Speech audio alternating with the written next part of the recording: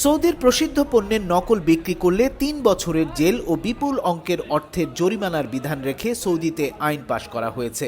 আইন অনুযায়ী কোনো ব্যবসা প্রতিষ্ঠান বা ব্যক্তি যদি ভোক্তাকে বিভ্রান্ত করার উদ্দেশ্যে নকল পণ্যে আসল নাম, লোগো ও পরিচিতি ব্যবহার করেন, তাহলে তাকে ৩ বছরের জেল এবং ১ মিলিয়ন সৌদি রিয়াল পর্যন্ত জরিমানা করা যাবে।